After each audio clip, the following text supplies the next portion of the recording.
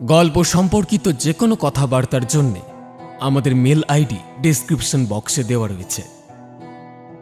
পূর্ববর্তী পর্বের সঠিক উত্তরদাতাদের নাম Jayashree, Susmita, Farzana, Light House Creation, Parul, Nasrin, Sangeeta, Rumpa এবং তনুশ্রী। মন দিয়ে শুনবেন আমাদের আজকের গল্প, কারণ গল্পের শেষে আপনাদের জন্য রয়েছে একটি প্রশ্ন, যার সঠিক উত্তরদাতাদের মধ্যে কিছু জনের নাম নেওয়া হবে পরবর্তী গল্পের শুরুতে। পুজোর ছুটিতে বিনয় ঘুরতে আসে রাঁচিতে মিসেস রায়ের বাড়িতে। মিসেস রায়ের মধ্যে নিজের মায়ের রূপ খুঁজে পায় বিনয়, কিন্তু এরপরই ঘুরে যায় এই গল্পের মোড়। আশ্চর্যভাবে থানার মধ্যেই থানার ইন্সপেক্টর তথা মিসেস রায়ের স্বামী মিস্টার রায় মারা যান। তদন্ত করে বোঝা যায় মৃত্যুটা স্বাভাবিক নয়, এর পিছনে জুড়ে রয়েছে এক গভীর চক্রান্ত। এর সপ্তাহ খানেকের মধ্যেই আরেক ডাকাতি এবং ছিনতাইয়ের খবর পাওয়া যায়। বিনয় এবং মিস্টার গার্ভিস এই তদন্তের ভার নেয়। এই কেসের সাহায্যের জন্য বিনয় গিয়ে উপস্থিত হয় তার অতি পছন্দের একটি মানুষ অধ্যাপক কানহাইলালের কাছে। কিন্তু তারপরও নিস্তার নেই, কারণ খুনির চোখ এখন গিয়ে পড়ে হরিহর এবং বিনয়ের উপরে। তারপর শুনতে থাকুন আমাদের আজকের নিবেদন, লেখক নৃপেন্দ্র কৃষ্ণ চট্টোপাধ্যায়ের কলমে রাঁচিতে জোড়া খুন, অন্তিম পর্ব।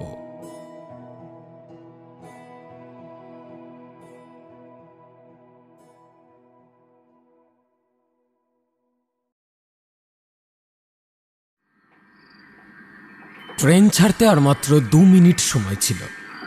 মিস্টার গার্ভিস একরকম ছুটতে ছুটতে কামরায় গিয়ে উঠলেন। কামরার মধ্যে আর 2 জন যাত্রী বসে। একজন কোনো সম্ভ্রান্ত ভারতীয় যুবক হবে, আরেকজন শয্যাশায়ী, সম্ভবত কোনো রোগী। গার্ভিস সাহেব বাইরের অন্ধকারের দিকে চেয়ে এক মনে ভাবছিলেন, উপর্যুপরি এসব দুর্ঘটনা ঘটছে আর পুলিশ তার কোনো হদিশই বার করতে পারছে না। এ কি কম লজ্জার কথা? 2-1টা স্টেশন পার হয়ে যাওয়ার পর গার্ভিস সাহেব লক্ষ্য করলেন যে তাঁর সহযাত্রী যুবকটি শায়িত লোকটির সেবা করছেন। শায়িত লোকটির আপাদমস্তক ঢাকা, বিশেষ অসুস্থ বলেই মনে হয়। শায়িত লোকটি ক্রমশ যন্ত্রণায় ছটফট করতে লাগল। উফ, চোখে আলো সহ্য হচ্ছে না একদম। কিন্তু কামরায় যে আরেকজন যাত্রী রয়েছেন, আলো নেভাবো কি করে? মিস্টার গার্ভিস ব্যাপারটা বুঝলেন। স্বাভাবিক ভদ্রতায় তিনি নিজে থেকে বললেন, দিন না আলোটা একটু নিভিয়ে, আমার কোনো আপত্তি নেই। যুবকটি আলো নিভিয়ে দিল। অসুস্থ লোকটি অজানা সহযাত্রীকে অসংখ্য ধন্যবাদ জানাল। এই ব্যাপারের সূত্রে মিস্টার গার্ভিস যুবকটির সঙ্গে কথাবার্তা বলতে আরম্ভ করলেন। আপনারা কোথায় যাচ্ছেন? হাজারিবাগে। ভালোই হয়েছে, আমিও সেখানেই যাচ্ছি। আপনার সঙ্গে উনি কে? ইনি আমার কাকা। হঠাৎ দেহের একটা অঙ্গ পড়ে গিয়েছে। কিছুক্ষণ এমনই কথাবার্তার পর হঠাৎ মিস্টার গার্ভিস দেখলেন যে পাশের যুবকটি তাকে অতর্কিতে গলা টিপে ধরেছে এবং সেই রুগ্ন শায়িত লোকটা একটা রুমাল তার নাকের কাছে চেপে ধরেছে। সেই রুমাল থেকে একটা তীব্র আড়কের গন্ধ তার নাকের ভেতর দিয়ে এক মুহূর্তে তাকে অবশ এবং সংজ্ঞা শূন্য করে ফেলল। পরের স্টেশনে গাড়ি থামতেই সেই 2 জন লোক পেছনের দরজা দিয়ে গার্ভিসের অসার দেহকে নামিয়ে নিজেরাও নেমে পড়ল। রাত্রে বাইরে কড়া নাড়ার শব্দে বিনয়ের ঘুম ভেঙে গেল। 2 বন্ধুতেই বিছানা থেকে উঠে টর্চ জ্বেলে দেখল একজন আর্দালি ধরনের লোক কড়া নাড়ছে। দুজনেই বেরিয়ে এলো। কি ব্যাপার? গার্ভিস সাহেব মোটর দিয়ে আমাদের পাঠিয়ে দিয়েছেন। বটে, এবার তো জাদু ফাঁদে পড়েছে। হুজুর, ফাঁদটাত কিছু জানি না। তিনি বলে দিয়েছেন আপনার সঙ্গে দেখা করতে হলে বলতে ওকে, তুমি নেমন্তন্নে আসতে পারো। সেই সাংকেতিক ভাষা শুনে বিনয়ের মনে আর কোনো সন্দেহ রইল না। গার্ভি সাহেব কোথায়? তার হাজিরাবাগ যাওয়া হয়নি। পথের মাঝখানে আমাদের থানায় তিনি নেমেছেন এবং সেখান থেকে এই মোটর পাঠিয়ে দিয়েছেন। বিশেষ দরকার, এক্ষুনি যেতে হবে আপনাকে। বেশ, তুমি দাঁড়াও, আমি যাচ্ছি। হরিহর, তুমি থাকো, দুজনে গিয়ে কাজ নেই। নিশ্চয়ই গার্ভি সাহেব পথে কোনো সূত্রের সন্ধান পেয়েছেন, তাই আমাকে ডেকে পাঠিয়েছেন। অল্পক্ষণের মধ্যে জামা পরে বিনয় বেরিয়ে এলো। পথে মোটর দাঁড়িয়েই ছিল। পুরুলিয়া রোড ধরে মোটর তীব্র বেগে ছুটে চলল। বিনয়ের যখন জ্ঞান হল, তখন সে দেখল এক অন্ধকার ঘরে হাত পা বাঁধা অবস্থায় সে পড়ে আছে। মাথার ভেতর যেন ঝিমঝিম করছে। অনেকক্ষণ ধরে সেই অন্ধকারে সেই রকম অবস্থায় সে ভাবতে চেষ্টা করতে লাগল কি করে সে এখানে এলো। তখন একে একে তার সব কথা মনে পড়তে লাগল। মোটরে সে গার্ভি সাহেবের কাছে যাচ্ছিল। সেখানেই সে হঠাৎ আক্রান্ত হয় এবং মোটরে যে দুজন লোক ছিল তারা তার মুখ চেপে ধরে। তারপর তার কোনো কথাই আর মনে নেই। এমন সময় অন্ধকারে কার গায়ে যেন তার পা ঠেকল। অস্ফুট স্বরে বিনয় বলে উঠল, কি? গড়াতে গড়াতে সে লোকটিও অন্ধকারে বিনয়ের কাছে এগিয়ে এল। বিনয় বুঝল যে অন্ধকারে সেই ঘরে আর একটি যে প্রাণী রয়েছে, সেও তার মতো হাত পা বাঁধা। কে আপনি? কথা বলুন। মনে হচ্ছে আপনার আর আমার অবস্থা এক।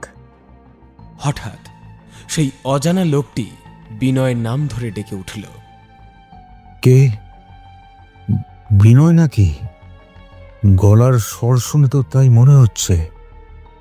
আরে, মিস্টার গার্ভিস নাকি? হ্যাঁ, তোমাকে যে আমি বারণ করে এসেছিলাম বাড়ি ছেড়ে কোথাও বেরোবে না।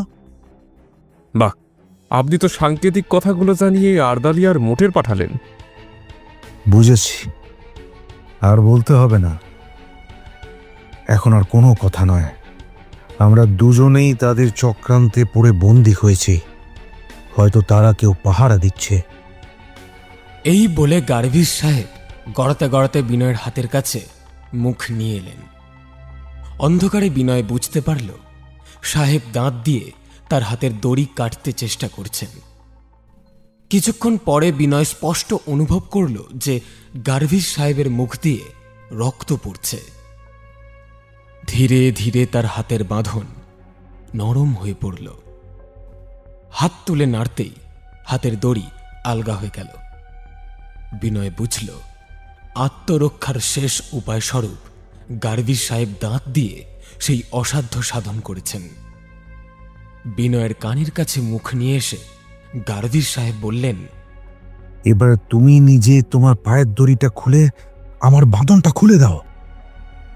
পায়ের দড়িগুলো খুলতেই সমস্ত পাটা যেন ঝনঝন করে উঠল। দুটো পায়ে রক্ত চলাচল বন্ধ হয়ে গিয়ে এমন হয়ে গিয়েছিল যে তাতে আর কোনো অনুভূতি ছিল না।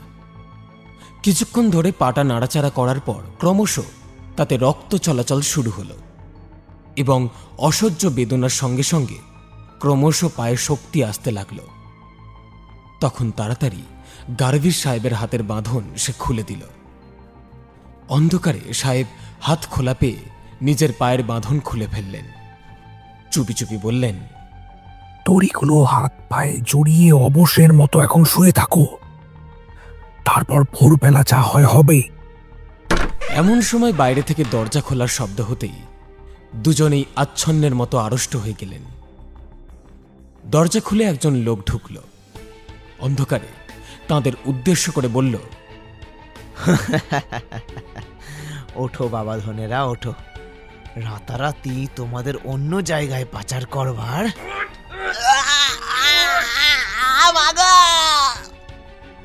তার কথা আর শেষ হতে পারল না। সেই অন্ধকারেই শব্দ লক্ষ্য করে বিনয় বাঘের মতো তার ঘাড়ে লাফিয়ে পড়ে নিমেষের মধ্যে তার টুটি এমন চেপে ধরল, লোকটা আর একটিও কথা উচ্চারণ করতে পারল না। তার অবশ দেহ সেখানেই লুটিয়ে পড়ল। মিস্টার গার্ভিস উঠে তাড়াতাড়ি তার জামার পকেটে হাত দিয়ে দেখেন একটা টর্চ রয়েছে এবং কোমরে একটা রিভলভার। বিনয়ের হাতে টর্চটি দিয়ে নিজে রিভলভারটি নিলেন। সেই ঘরের মধ্যে কিছুক্ষণ তাঁরা চুপ করে রইলেন, কোথাও কোনো শব্দ আসছে কিনা লক্ষ্য করবার জন্যে। না, কোনো সারা শব্দ নেই। দেওয়াল ঘেঁষে তারা দুজনে ঘর থেকে বেরোলেন। পা টিপে টিপে এগিয়ে দেখেন সামনের একটা ঘরে অস্পষ্ট আলো জ্বলছে। ধীরে ধীরে সেই ঘরের সামনে গিয়ে দেখেন 3 জন লোক শুয়ে আছে, আর একজন লোক বিছানা থেকে সবে ঘুম থেকে উঠছে। দরজাটা ভেতর থেকে বন্ধ ছিল।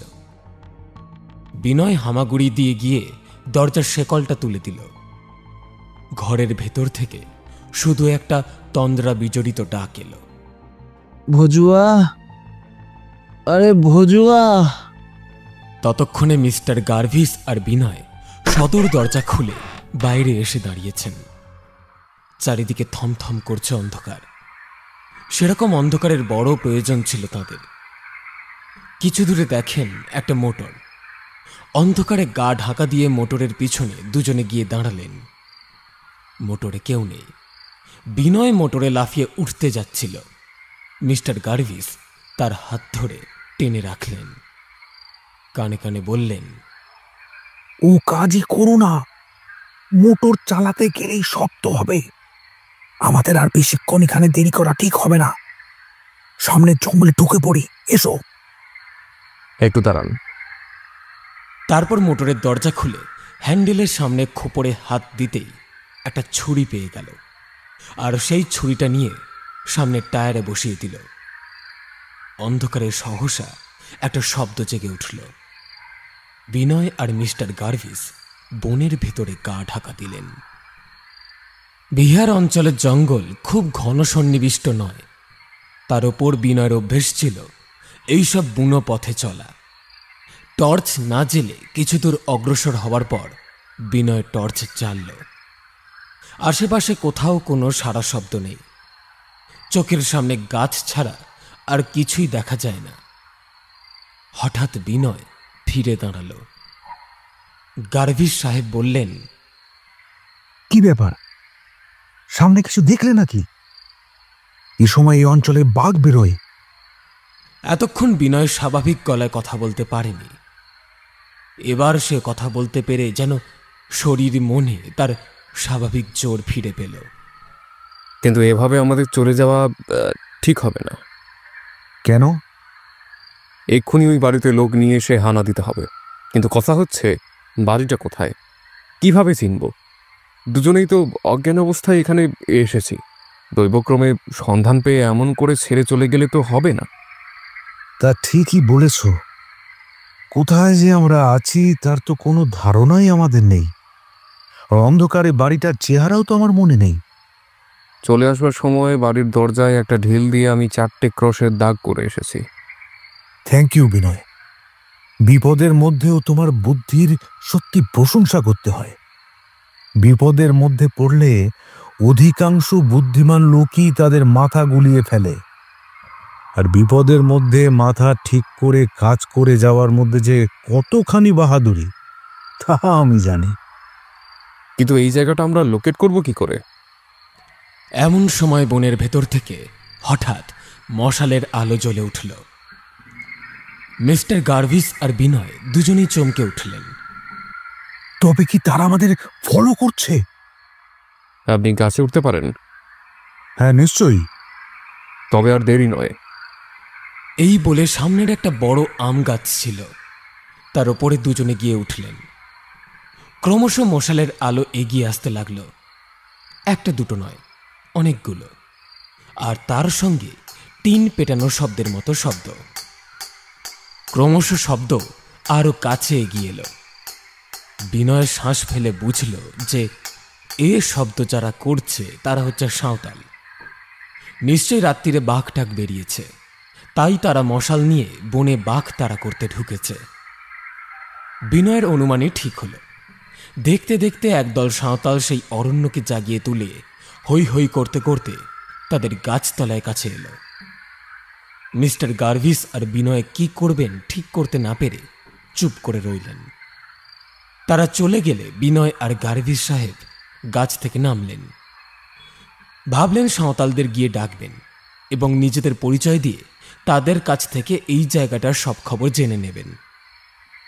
সাঁওতালরা যে পথ দিয়ে চলে গেল তারা দুজনে দ্রুত সেই পথ দিয়ে তাদের মধ্যে গিয়ে পড়লেন। হঠাৎ সেই রাত্রির অন্ধকারে সেই নির্জন অরণ্যের মধ্যে একজন সাহেবকে দেখে সাঁওতালরা সন্ত্রস্ত হয়ে পড়ল। বিনয় এগিয়ে গিয়ে তাদের একজনকে ডেকে বলল, আমরা পথ হারিয়ে ফেলেছিলাম, তাই তোমাদের শব্দ শুনে আর আলো দেখে তোমাদের কাছে এসেছি।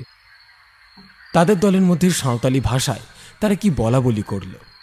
তারপর তাদের মধ্যে থেকে একজন এগিয়ে এসে গার্ভিস সাহেবকে সেলাম করে জানালো যে একটা বাঘ বেরিয়ে তাদের বাছুর মেরে দিয়েছে, তাই তারা বেরিয়েছে বাঘটাকে মারবার জন্যে। তার পিঠ চাপড়ে গার্ভিস সাহেব বললেন, সাবাস সাবাস, তোমাদের সাহস। তোমাদের গাঁ বুঝি এইখানে? হ্যাঁ, এই বনের দক্ষিণ ধারে ইজল নদীর পাড়ে আমাদের গাঁ। তা গায়ের নাম কি? জোর জানকী। এই জঙ্গলটা কত বড়? তা কোষ দুয়েক হবে। সামনে কোনো গাঁ আছে? আছে। তার কি নাম? আমরা বলি সাহেব কুটি।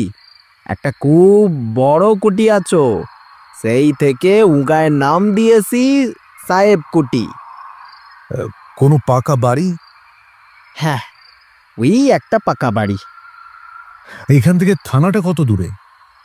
জোর জানকীতে থানা আছে। তোমাদের একটা লোক আমার সঙ্গে দিতে পারো? আমাদের দুজনকে থানায় পৌঁছে দেবে, খুব ভালো বকশিস দেব। আবার তারা নিজেদের মধ্যে কি বলা বলি করল এবং তাদের মধ্যে থেকে একজন এগিয়ে এলো। তাকে সঙ্গে নিয়ে সেই বনের পথ ধরে তারা জোর জানকী থানার দিকে রওনা হলেন। থানায় গিয়ে যখন পৌঁছলেন তখন প্রায় ভোর হয়ে এসেছে। মিস্টার গার্ভিস থানার ইন্সপেক্টরকে নিজের পরিচয় দিতে তখনই লোকজন নিয়ে তারা সাহেব কুঠির উদ্দেশ্যে মোটর পথে যাত্রা করলেন। বিনয়ের অন্তর উল্লাসে নাচছিল। এমনভাবে দৈব যে আমাদের পুরস্কৃত করবে তা কল্পনাও করতে পারিনি। অতি অল্পক্ষণের মধ্যেই মোটর সাহেবের কুঠির পথ ধরল, কিন্তু আরও কিছু দূর অগ্রসর হতেই তারা সেই ভোরের আধো অন্ধকারে দেখলেন যে সামনে ভীষণ অগ্নিকাণ্ড হচ্ছে। কতকগুলো বাড়ি দাউ দাউ করে পুড়ে যাচ্ছে। গ্রামে ঢুকে সেই আগুন লক্ষ্য করে গিয়ে দেখেন যে বাড়ি খানা তল্লাশি করার জন্য তারা চলেছেন সেই বাড়িখানাই আগুনে দাউ দাউ করে জ্বলছে। সামনের দরজায় তখনও আগুন লাগেনি, তখনও তাতে বিনয়ের 4টে ক্রসের চিহ্ন আগুনের আঁচে স্পষ্ট দেখা যাচ্ছিল। মিস্টার গার্ভিস আর বিনয় বুঝলেন যে শয়তানরা সমস্ত চিহ্ন নিজের হাতেই পুড়িয়ে দিয়ে পালিয়েছে। হাতের কাছ থেকে এইভাবে শিকার পালিয়ে গেল দেখে দুজনেই বেশ বিমর্ষ হয়ে পড়লেন। গার্ভিস সাহেব স্টেশনে এসে হাজারিবাগের ট্রেনে চললেন। রাঁচিতে ফিরে যাবার জন্য একটা বাস ছাড়ে। বিনয় ঠিক করল সেই বাসেই সে রাঁচি ফিরে যাবে। যে রাস্তা দিয়ে বাস ছাড়ে সেইখানে এসে বিনয় দেখল একজন বুড়ো পুঁটলি নিয়ে বাসের অপেক্ষায় বসে আছে। একটা কথা বলবার লোক পেয়ে বিনয় যেন হাঁপ ছেড়ে বাঁচল। আপনি বুঝি মাসের জন্য অপেক্ষা করছেন? হ্যাঁ বাবা, হ্যাঁ, তুমিও বুঝি যাবে? হ্যাঁ, আমিও বাসে রাঁচি যাব। ভালো হলো, ভালো হলো। আমি বৃদ্ধ লোক, আমিও রাঁচি যাব। তো অনেকক্ষণ তো দাঁড়িয়ে আছি, বাসের তো কেন কোনো গাড়িরও দেখা নেই। এমন সময় ধুলো উড়িয়ে একখানা ভাঙা ফোর্ড গাড়ি এসে দাঁড়ালো। ড্রাইভার গাড়ি থামিয়ে বুড়োকে ডেকে বললে, যাবেন নাকি কর্তা? আরে যাবো বলেই তো দাঁড়িয়ে আছি। তা বাস কি আর আজকে আসবে না? বাসওয়ালারা ধর্মঘট করেছে আজ 1 সপ্তাহ ধরে। জানেন না বুঝি? আমার এই প্রাইভেট ট্যাক্সি বাসেরই কাজ করছে। তা বেশ বাবা, তা বেশ।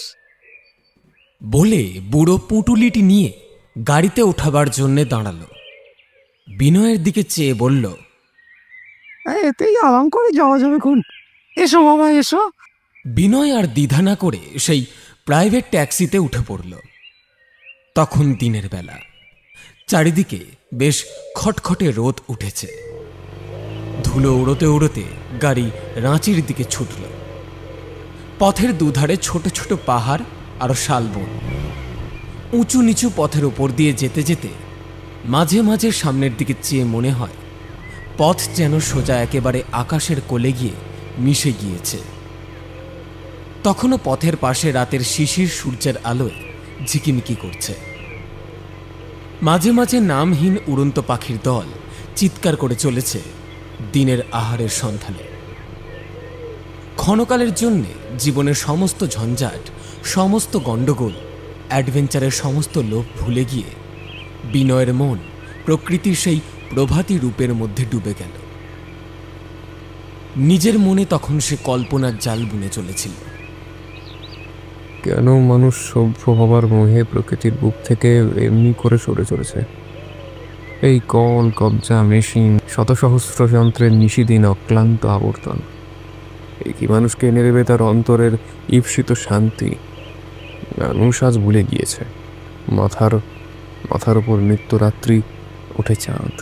ভুলে গিয়েছে অরণ্যে অরণ্যে ফুলে ফুলে তৃণে নিয়ত উঠছে অব্যক্ত যে মহাবাণী। মানুষ ভুলে গিয়েছে তার পাঠোদ্ধার করতে। ভাবতে ভাবতে বিনয় একেবারে নিজের মনের মধ্যে ডুবে গিয়েছিল। হঠাৎ বৃদ্ধের প্রশ্নে তার চমক ভাঙল। অমন করে কি ভাবছো বাবা? ভাবছি মানুষ লোভের কথা, তার পাপের কথা ভাবছি। দুমুঠো অন্যের জন্য মানুষ তার অন্তরের কি ঐশ্বর্যকে হারাতে বসেছে। ভারী সুন্দর কথা বলো তো তুমি বাবা। তোমার বয়সে ছেলের মুখে এরকম সুন্দর কথা আমি শুনিনি কখনো। কিন্তু আমার বাবা এ পৃথিবীতে বিতৃষ্ণা ধরে গেছে। পাপ, সব পাপ। পাপ দেখে দেখে আমারও কিচ্ছুতে বিশ্বাস নেই। একটাই জিনিস শুধু দরকার, টাকা। অগাধ অগাধ আরো টাকা। হঠাৎ শেষ কথাগুলোর মধ্যে বৃদ্ধের গলায় একটা যেন আলাদা সুর এসে গেল। সে সুর যেন বিনয় এর আগে কোথায় শুনেছে, কিন্তু কিছুতেই ঠিক করতে পারল না।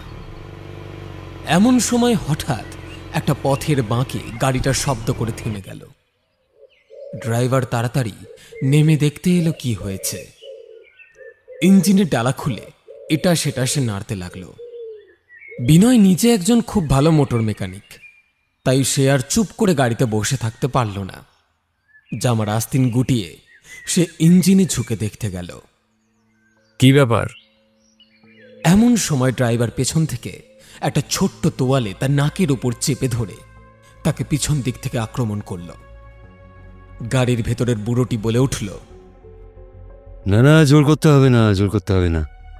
আমার তৈরি বিষের নিঃশ্বাস 1 সেকেন্ডের মধ্যে কাজ করে। এ পরপর 4টে কেসেই তো দেখলাম, নিখুঁত। বিনয়ের অসার দেহ গাড়িতে তুলে বৃদ্ধ একটা চাদরে তাকে ঢাকা দিয়ে তার অবশ কাঁধটি নিচের কাঁধে তুলে নিল, যেন কোনো অসুস্থ লোক তার কাঁধে ভর দিয়ে চলেছে। গাড়ি তক্ষুনি স্টার্ট নিল, তবে রাঁচির দিকে নয়। আধ ঘুমে আধ চৈতন্যে বিনয় শুনল কে যেন তাকে আদেশ করছে, উঠে বসো। বিনয় যন্ত্রচালিতের মতো উঠে বসল। সেই কণ্ঠ আবার আদেশ করল, যাও, উঠে ওই দরজাটায় খিল দিয়ে এসো। বিনয় যেন প্রতিবাদ করবার জন্য একটা ক্ষীণ চেষ্টা করল, কিন্তু কোনো কথাই বলতে পারল না।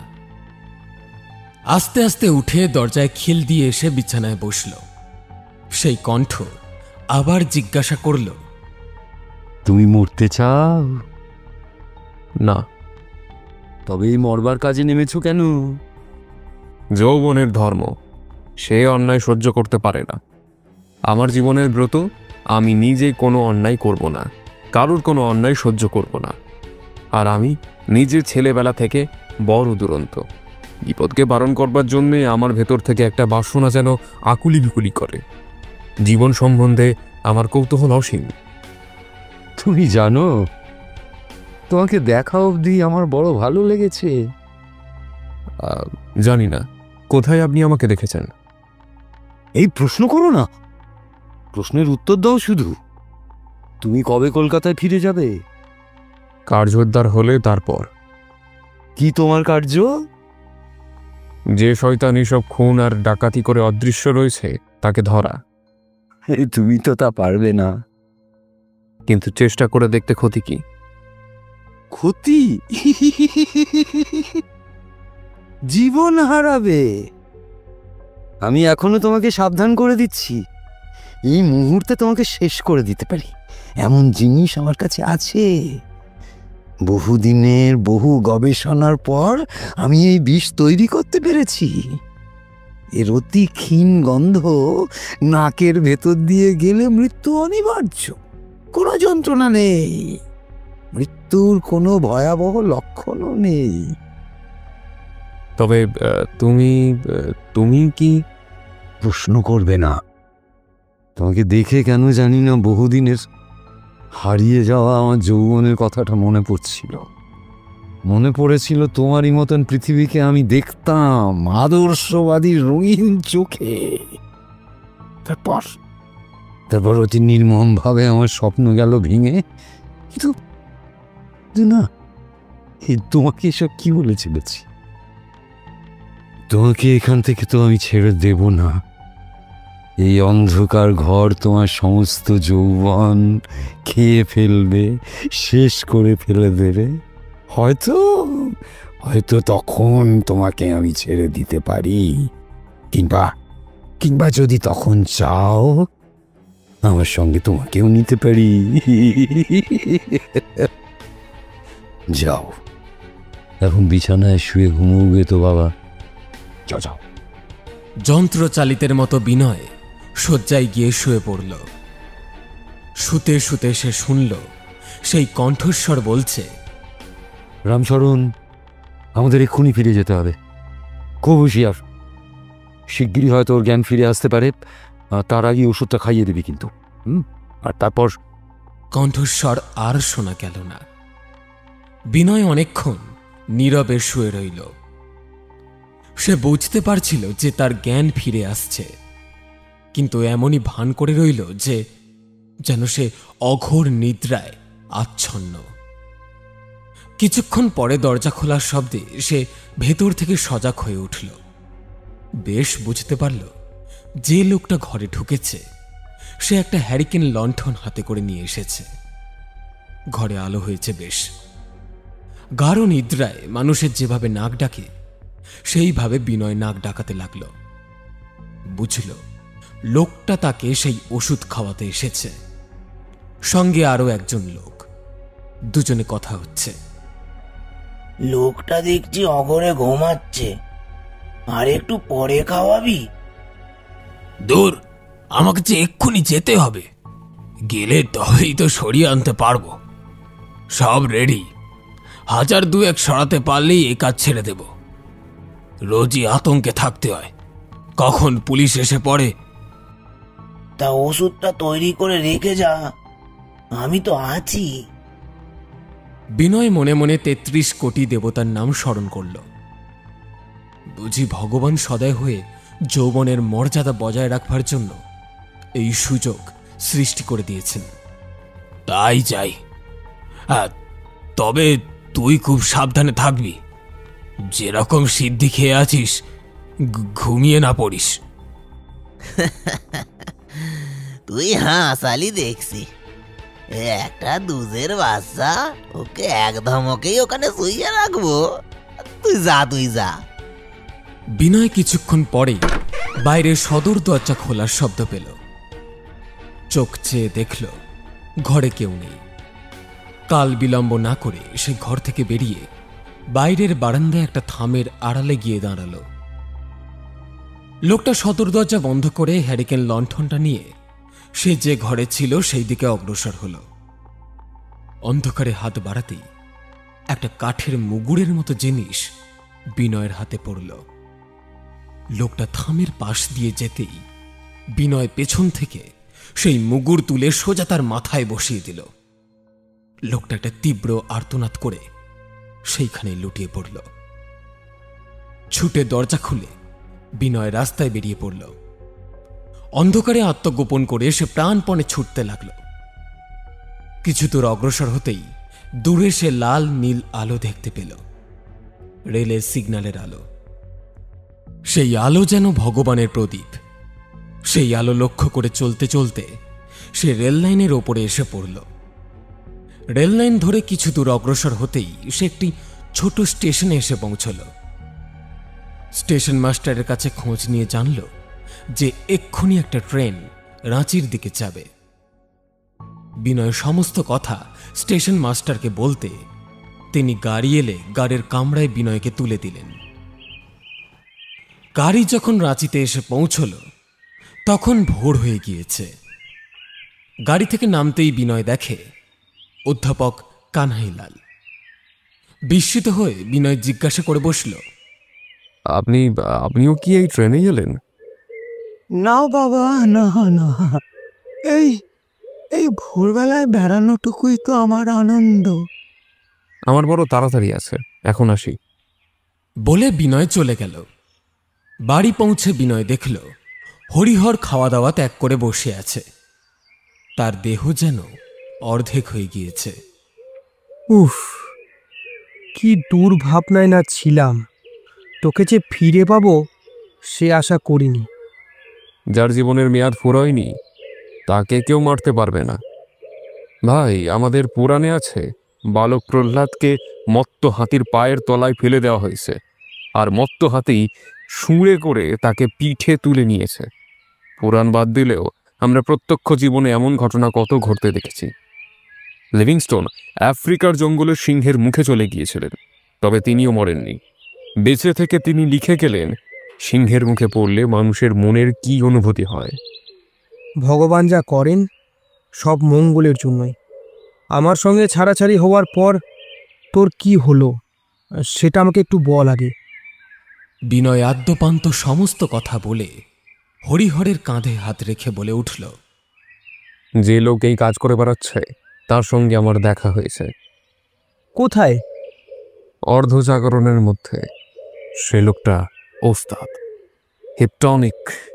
আমাকে হিপনোটিজম করে রেখেছিল, কিন্তু সবল মনের ওপর অনেক সময় হিপনোটিকের জাদু ব্যর্থ হয়ে যায়। তার সঙ্গে আমার যা যা কথা হয়েছিল আমার সব মনে আছে, এবং সকলের মধ্যে মনে আছে তার কণ্ঠস্বর। হরিহর চিন্তিত হয়ে বলল, কিন্তু তাতে আমাদের তদন্তের কি সুবিধা হবে? সেদিন অর্ধচেতনার মধ্যে সে কণ্ঠস্বর আমি আরও দুবার শুনেছি, এবং সেই কণ্ঠস্বর হল। বিনয় হঠাৎ থেমে গেল। হরিহর উৎকণ্ঠায় চেয়ার থেকে দাঁড়িয়ে উঠেছিল। বিনয় বলল, আমি আরও 2 দিন সময় নেব। এত বড় একটা শয়তানি কাণ্ডের শেষ সিদ্ধান্ত এত দ্রুত আমি করতে চাই না। আমি এই 2 দিনের মধ্যেই আমার অনুমানের পেছনে যে প্রমাণের প্রয়োজন তার জোগাড় করব। ইতিমধ্যে আমি একবার গোপনে আজ রাত্রিতে অধ্যাপকের বাড়ির ভেতরে ঢুকব। হরিহর বিনয়ের 2টি হাত ধরে বলল, অধ্যাপক? আমার অনুমান যদি ভুল না হয়ে থাকে, সেই অদৃশ্য শয়তান হলো স্বয়ং অধ্যাপক। অর্ধচেতন অবস্থায় তার নিজের মুখ থেকে আমি শুনেছি যে সে এমন একটা বিষ তৈরি করেছে যার দৈহিক প্রতিক্রিয়া কিছু নেই, এবং যা এক নিমেষেই নিঃশ্বাসের সঙ্গে কাজ করে। আমার বলিষ্ঠ মন সেই অর্ধচেতনার ভেতর থেকে এই কথাগুলো সংগ্রহ করে রাখতে ভোলেনি। সেই সব কণ্ঠস্বরগুলো যে এক কণ্ঠ থেকেই বেরিয়েছে, এই সিদ্ধান্তে আসবার আগে আমি তার বাড়ির ভেতর একবার ঢুকে দেখতে চাই। ভাই, আমিও যাব। বাড়ির ভেতরে 2 জন যাওয়া সম্ভব নয়, তাহলে কাজ পণ্ড হয়ে যাবে। তুই বরঞ্চ বাইরে কোনো জায়গায় অপেক্ষা করে থাকবি। যদি আমার ফিরে অহেতুক বেশি দেরি হয়, সোজা থানায় এসে গার্ভির সাহেবকে খবর দিবি, কেমন? কৃষ্ণপক্ষের রাত্রি, চারিদিক অন্ধকার, এত অন্ধকার যে পাশ দিয়ে কেউ গেলে দেখা যায় না। অধ্যাপকের বাড়ির কাছাকাছি এসে বিনয় হরিহরকে একটা বড় পাথরের আড়ালে অপেক্ষা করতে বলে সন্তর্পণে অগ্রসর হল। অধ্যাপকের বাড়িতেও আলোর চিহ্ন নেই। বাড়ির সামনে এসে সে অনেকক্ষণ চুপ করে দাঁড়িয়ে রইল। কোথাও কোনো সাড়া শব্দ নেই। গেট ঠেলতে দেখে ভেতর থেকে বন্ধ। পাঁচিল ধরে ধরে খানিকটা অগ্রসর হয়ে সে দেখল পাঁচিলটা এক জায়গায় ভাঙা, সেখানে নিবিড় জঙ্গল। হাতের মুঠোর মধ্যে ধরে মাটির দিকে মুখ করে সে টর্চটা জ্বালল। তারই আলোয় জঙ্গলের ভেতর দিয়ে সে অগ্রসর হতে লাগল। খানিকক্ষণ পরে সে অধ্যাপকের বাড়ির পেছন দিয়ে এসে পড়েছে বলে তার মনে হল। চুপ করে অনেকক্ষণ সে দাঁড়িয়ে রইল। না, একটা কুকুর বেড়াল নড়ারও শব্দ নেই। সামনে দেখল একটা টিনের শেডের মতো ঘর। তার উপর দিয়ে দোতলায় গিয়ে সে উঠল। হাত বাড়িয়ে দেখে দোতলার বারান্দা থেকে বাড়ির ভেতরে ঢোকবার দরজা খোলা। এটা কি সৌভাগ্য নাকি ফাঁদ? ফাঁদই হোক বা যাই হোক, তাকে ঢুকতে তো হবেই। খোলা দরজা দিয়ে সে বাড়ির ভেতরে ঢুকল। এগিয়ে দেখল সামনের ঘরও খোলা। বিড়ালের মতো পা টিপে টিপে সে ঘরে ঢুকে পড়ল। ঘরে ঢুকতেই একটা বিচিত্র রকমের গ্যাসের গন্ধ তার নাকে এলো। সাহসে ভর করে সে টর্চ জেলে দেখল সেটা একটা কেমিক্যাল ল্যাবরেটরি। আশ্চর্য, এই ভাঙা বাড়ির ভেতরে অদ্ভুত বৈজ্ঞানিক সরঞ্জাম। তার জ্ঞান পিপাসু চিত্ত এক নিমেষের জন্যে সেই অপরূপ বৈজ্ঞানিক আয়োজন দেখে বিমুগ্ধ হয়ে গেল। কিন্তু সেই মুহূর্তেই তার মনে হল এখন সে ছাত্র নয়। ল্যাবরেটরি দেখে বিস্মিত হওয়ার সময় নেই তার। তাহলে এই ল্যাবরেটরি থেকেই সেই বিষের সৃষ্টি হয়েছে। অতি সন্তর্পণে সেই ঘর থেকে বেরিয়ে বিনয় যে ঘরে এসে দাঁড়াল তার সামনে দুটো জানালাই খোলা, কিন্তু কোথাও কোনো কারুর সারা শব্দ নেই। সেই ঘর থেকে বেরিয়ে সিঁড়ি পড়ল। সিঁড়ি দিয়ে সে নিচে কয়েক ধাপ নেমেছে, এমন সময় হঠাৎ সমস্ত বাড়িটা আলোয় ভরে উঠল। সমস্ত ইলেকট্রিক আলোগুলো একসঙ্গে জ্বলে উঠল। স্তম্ভিত বিনয় দেখল সামনে সিঁড়ির নিচে ফুচি তার দিকে পিস্তল তুলে দাঁড়িয়ে আছে,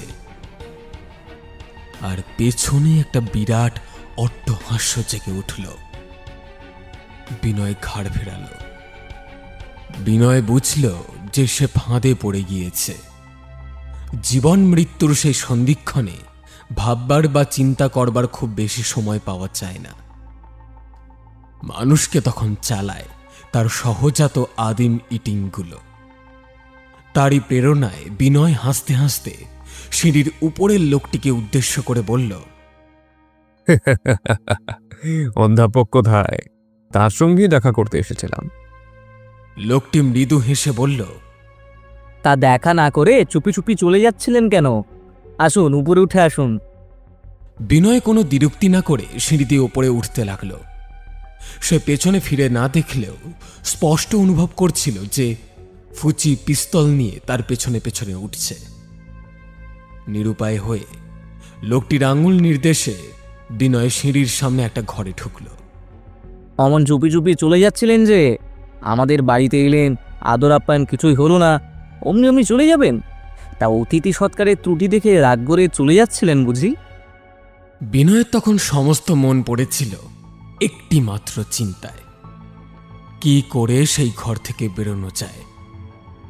অবশ্য কানে সে সব কথাই শুনছিল। লোকটির ব্যঙ্গের উত্তরে বিনয় শুধু বলল, কিন্তু আপনার সঙ্গে কথা বলে লাভ কি? অধ্যাপক সাহেবের সঙ্গে দু একটা কথা বলতে পারলে সুখী হতাম। নিশ্চিন্তে থাকুন, মৃত্যুর আগে এসে সুখের স্বাদ আপনি নিশ্চয়ই পাবেন। মৃত্যু, তার সম্ভাবনা এখানে আছে নাকি? নেই বলা কি ঠিক হবে? বিনয় তখন একমাত্র লক্ষ্য ছিল কি করে ঘরের আলোটা নেভানো যায়। ঘরের বাইরে নিচেই জঙ্গল, যেখানে সে দাঁড়িয়ে কথা বলছিল তার পেছনে জানালা, জানালার পেছনে জঙ্গল। এই জানালায় একমাত্র তার মুক্তির পথ। মনে মনে এক মুহূর্তের মধ্যে বিনয় সব ঠিক করে নিল। মরতেই তো হবে, তবে এভাবে দাঁড়িয়ে দাঁড়িয়ে মৃত্যুকে বরণ করে কি লাভ? বিনয় যেখানে দাঁড়িয়েছিল সেখানে টেবিলের উপর একটা বড় পাথর পড়েছিল, শৌখিন পেপারওয়েট। সেটা হাতে নিয়ে নাড়তে নাড়তে বিনয় জানালার কাছে এগিয়ে দাঁড়াল। বিনয়ের হাবভাব দেখে লোকটি বলল, আপনি মনে মনে যা ভাবছেন তাতে সুবিধে হবে না। আপনি কোথায় ঢুকেছেন আপনার তা ধারণাই নেই। আর এতক্ষণেই যে আপনি বেঁচে আছেন সে তো শুধু কর্তার দয়ায়, নইলে। তার কথা শেষ হতে না হতেই সেই পাথর এক নিমেষে গিয়ে বালবে লাগল। ঘর অন্ধকার হয়ে গেল এবং সেই সঙ্গে বিনয় স্প্রিংয়ের মতো লাফ দিয়ে জঙ্গলে পড়ল। লোকটি গুলি ছুঁড়তেই যাচ্ছিল। এমন সময় একজন লোক তাকে বাধা দিয়ে বলে উঠল, আরে না না, তার দরকার হবে না। পাঁচিলের ওপর তারগুলোতে সব ইলেকট্রিক কারেন্ট চালিয়ে দিয়েছি। বিনয় ঊর্ধ্বশ্বাসে ছুটে পাঁচিলের কাছে আসতে দেখল যা আগে তার চোখে পড়েনি। পাঁচিলের ওপর কাঁটা তারের বেড়া, গেটের আলো জ্বলে উঠেছিল। তারই আলোয় বিনয় দেখল পাঁচিলের ওপর ঠিক সেই সময় গাছ থেকে একটা কাঠ বিড়ালি লাফিয়ে পড়ল, কিন্তু তারই সংস্পর্শে আসায় সঙ্গে সঙ্গেই বজ্রাহতের মতো কাঠ হয়ে লটকে পড়ে গেল। তখন এক নিমেষের মধ্যে বিনয়ের মনে ধারণা হয়ে গেল যে এই তারগুলোর সঙ্গে ইলেকট্রিক কারেন্টের যোগ আছে। পাঁচিলের যেখান দিয়ে সে ঢুকেছে তা খুঁজে বের করতে হলে গুলির আঘাতেই প্রাণ দিতে হবে। তখন জেগে উঠল অ্যাথলেট বিনয়। খানিকটা রেস করে এসে এসে লাফ মারল। পাঁচিলের তারের এক বিঘত ওপর দিয়ে সে বাইরে গিয়ে পড়ল। পড়ার সঙ্গে সঙ্গে ২-৩ জন লোক সজোরে তার উপরে এসে পড়ল। সঙ্গে সঙ্গে শুনল কে হুকুম দিচ্ছে। এই ছোড়ো মাত। লোক তিনটির সঙ্গে খানিকক্ষণ ধস্তাধস্তি করার পর হঠাৎ একজন বলে উঠল, আরে এই যে বিনয় বাবু। পাশেই পণ্ডিতজি আর হরিহর দাঁড়িয়েছিলেন। টর্চের আলোয় তাঁরা দেখলেন ডাকাত বলে পুলিশগুলো যাকে ধরেছে সে ডাকাত নয়, বিনয়। কি ব্যাপার? সে পরে হবে। পণ্ডিতজি, আপনি এখানে? দেরি দেখে হরিহর বাবু থানায় খবর দেন। খবর পেয়ে মিস্টার গার্ভিস আমাকে পাঠিয়ে দিলেন। বড় ভালো হয়েছে। এক্ষুনি এই বাড়ির ভেতর ঢুকতে হবে এবং বাড়িতে যে যে আছে সকলকে গ্রেফতার করতে হবে। আপনার সঙ্গে লোক কজন? সব শুদ্ধ 10 জন। ভালোই হয়েছে। 5 জনকে দিয়ে এই বাড়িটা ঘেরাও করে রাখুন, আর 5 জন আমরা বাড়ির ভেতরে ঢুকব। ফটকের কাছে এসে তারা দেখল যে পাঁচিলের ওপর দিয়ে যে ইলেকট্রিক তার চলে গিয়েছে ফটকের ওপর দিয়েও তা চলে গেছে। পিস্তলের নলটা তারের কাছে নিয়ে গিয়ে গুলি করতে তারটা ছিঁড়ে গেল। এইভাবে বাকি 2টো তারও ছেঁড়া হল।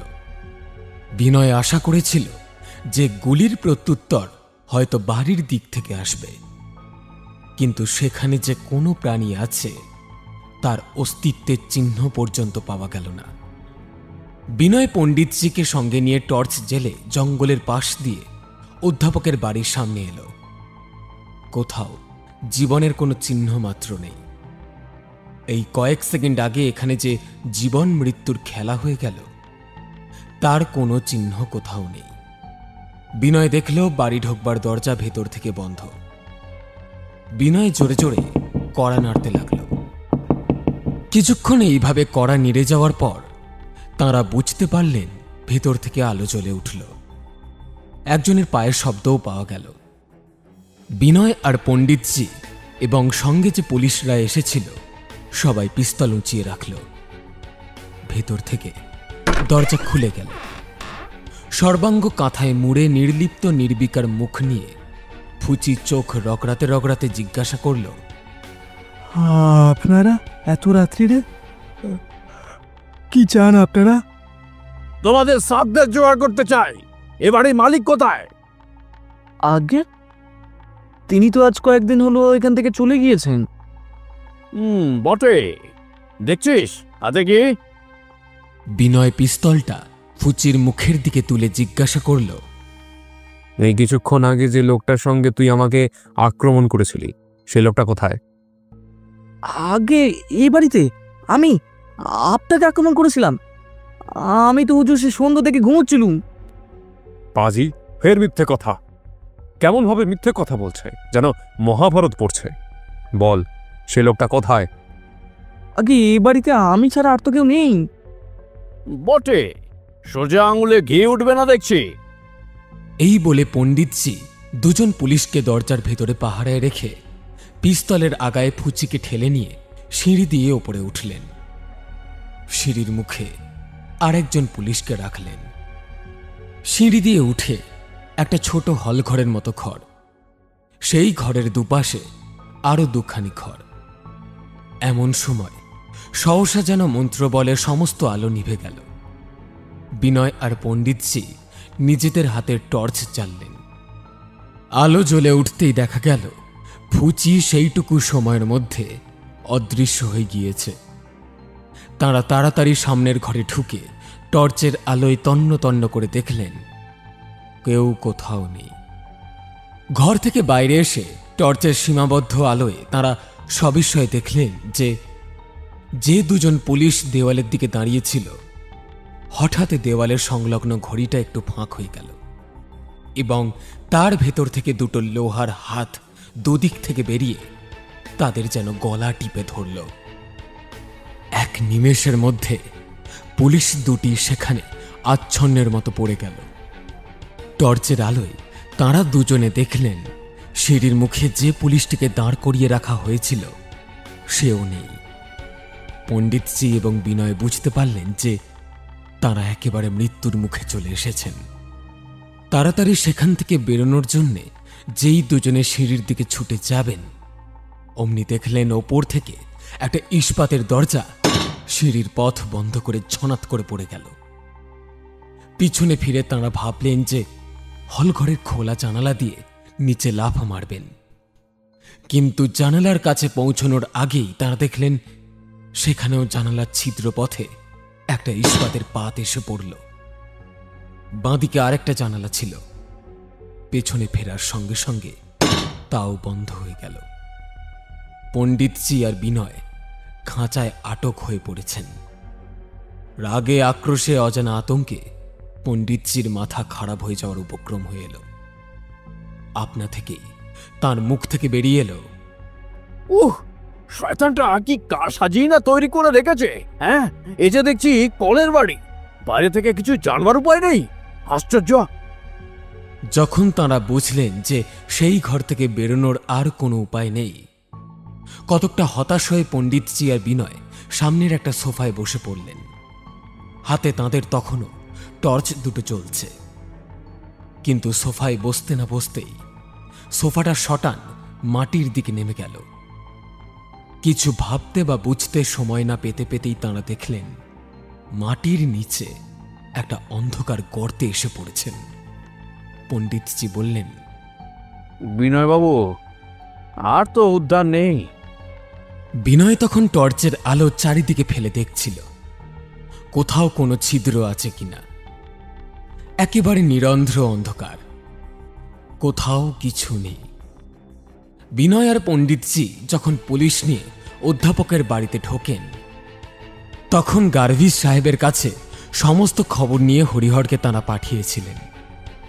হরিহরের মুখে সমস্ত খবর শুনতে পেয়ে গার্ভিস সাহেব চুপ করে আর থানায় বসে থাকতে পারলেন না। তিনি বুঝেছিলেন যে অতি শক্ত পাল্লায় তারা পড়েছে। তিনি আর কাল বিলম্ব না করে স্পেশাল কনস্টেবল নিয়ে যাত্রা করলেন।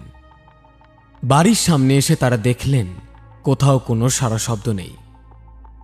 দরজার সামনে শুধু সেই কজন পুলিশ কিং কর্তব্য বিমূঢ় হয়ে পাহারা দিচ্ছে। তিনি তাদের একজনকে ডেকে জিজ্ঞাসা করলেন, কি ব্যাপার? হুজুর, সেই যে তারা ওই বাড়ির ভিতরে গিয়েছেন, আর কোনো খবর নেই।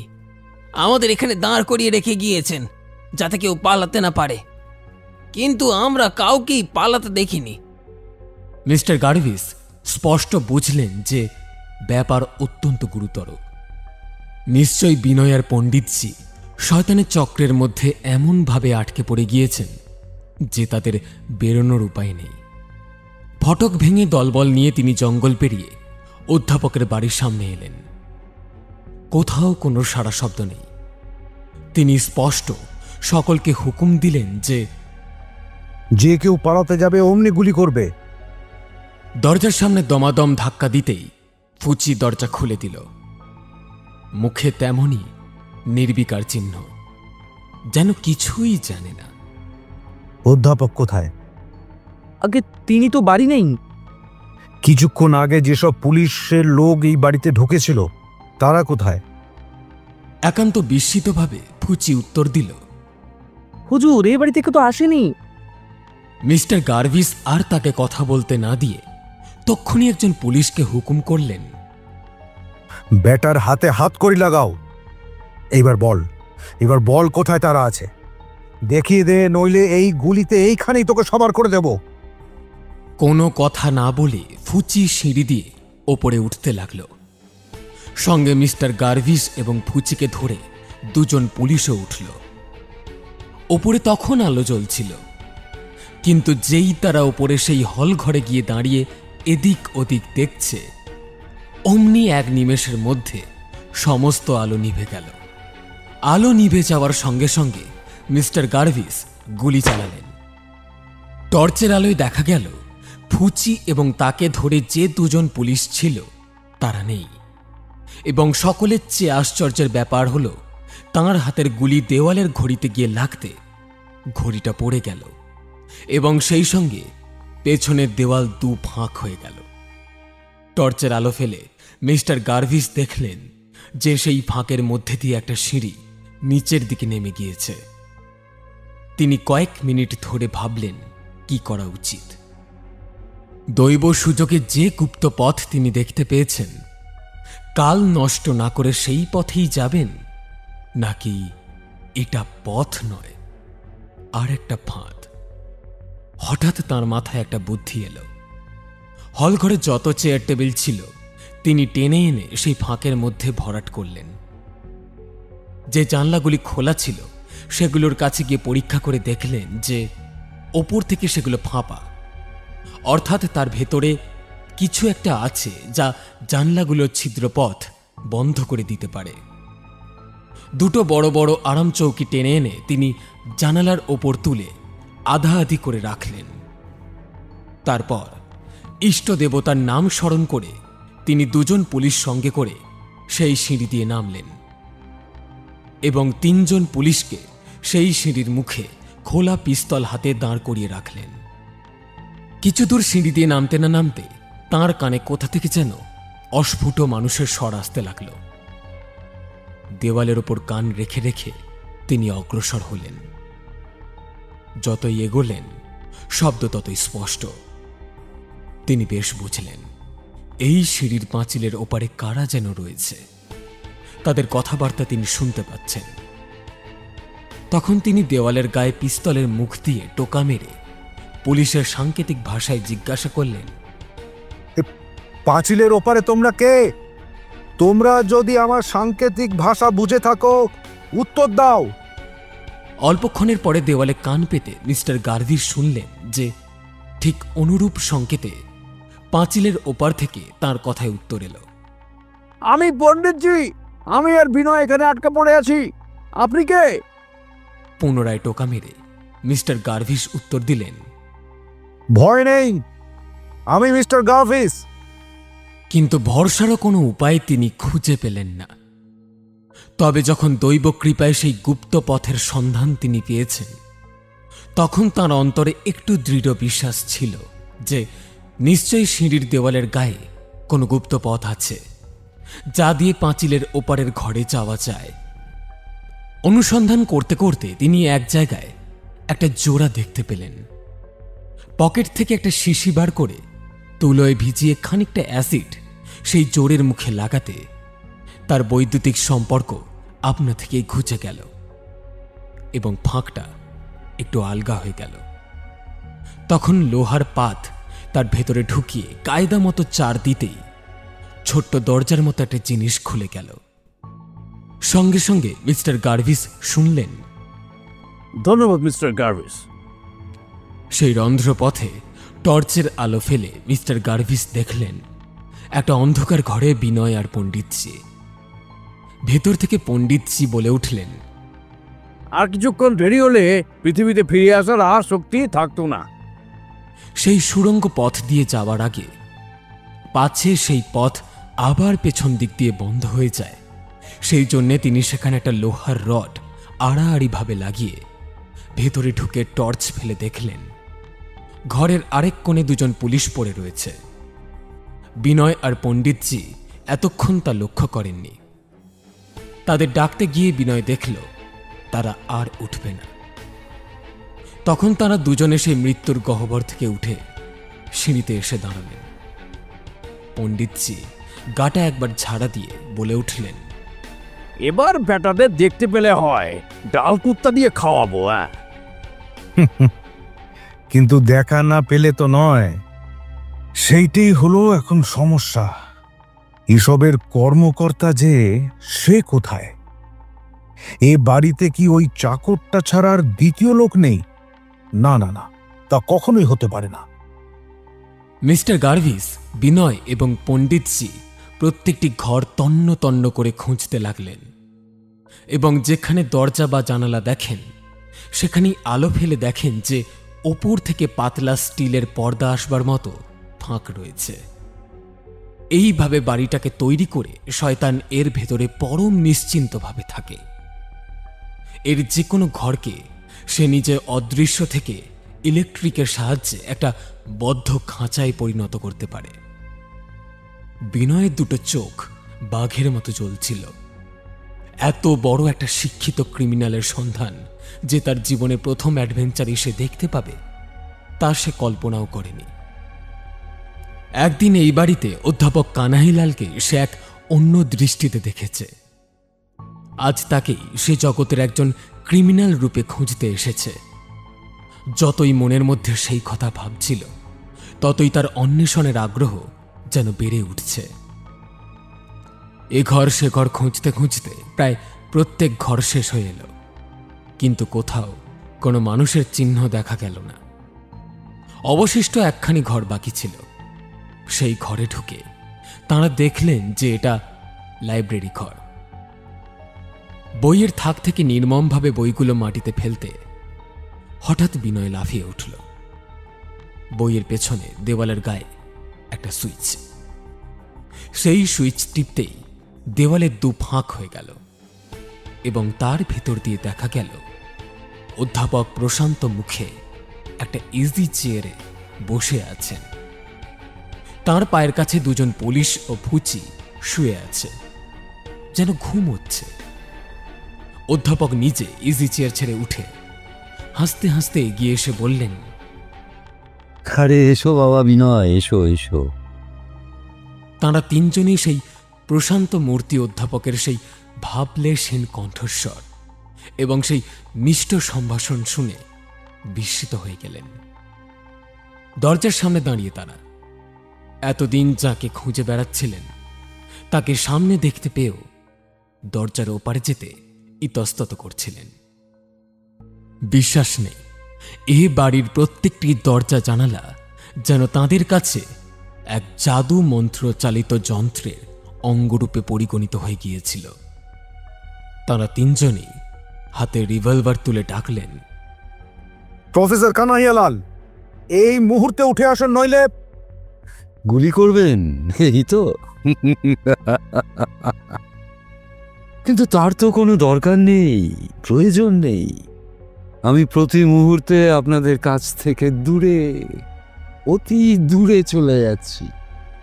আর মিনিট 20 মধ্যে আপনাদের কাছ থেকে একেবারে দূরে চলে যাব, আপনাদের নাগালের সম্পূর্ণ বাইরে চলে যাব।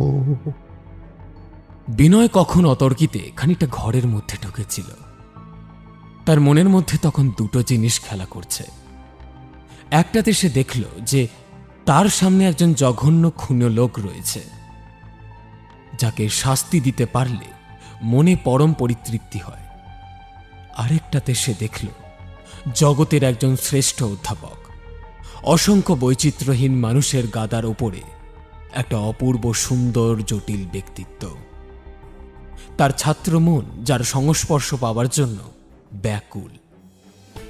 ঘরের মধ্যে খানিকটা চলে গিয়ে অধ্যাপকের কথা শুনে বিনয় বলে উঠল, আপনি কি বলছেন?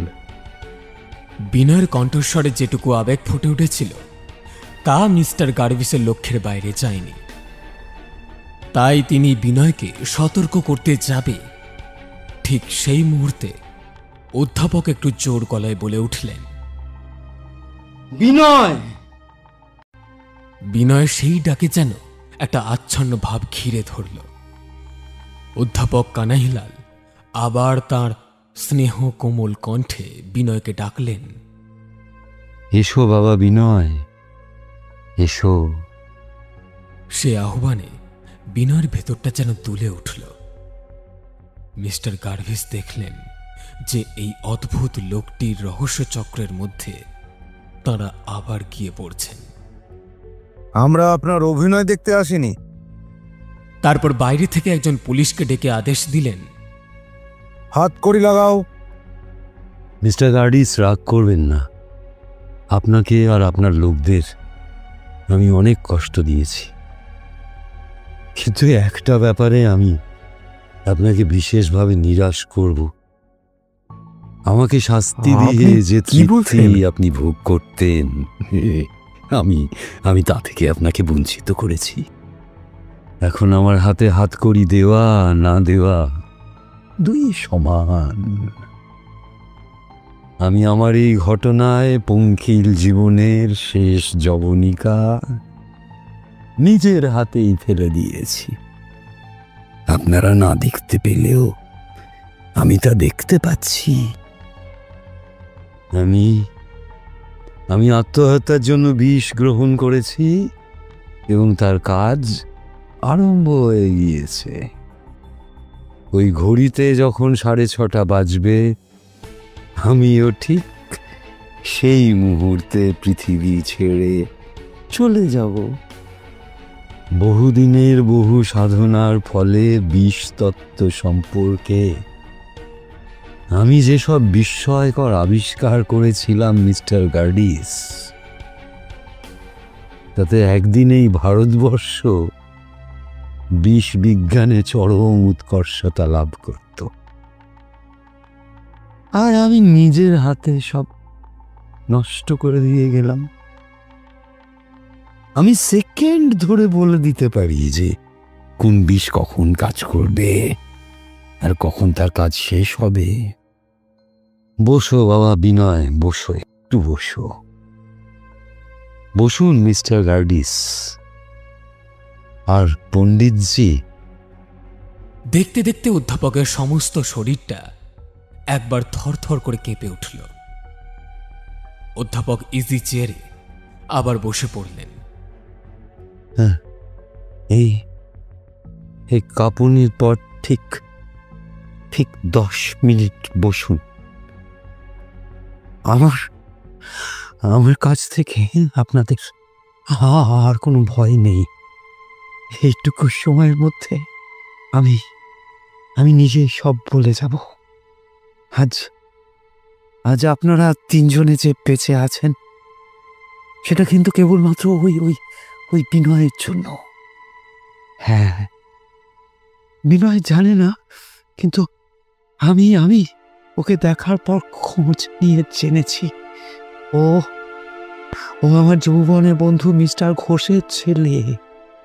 হ্যাঁ, বিলেতে প্রথম যৌবনে আমরা দুজনে একসঙ্গে এক অধ্যাপকের কাছে রসায়ন শাস্ত্রের এই গূঢ় রহস্যের প্রথম দীক্ষা নিই।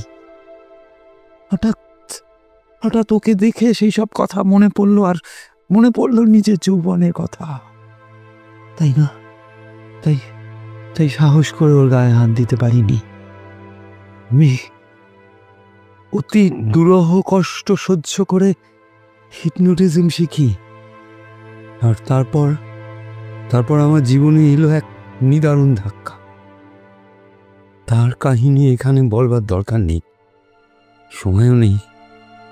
এই টেবিলের ওপর 10খানি খাতাতে তার কাহিনী আমি লিখে রেখে গিয়েছি। আর সেই সব ঘটনার ধাক্কায় আমার মনে একমাত্র সত্য তখন জেগে উঠল, টাকা।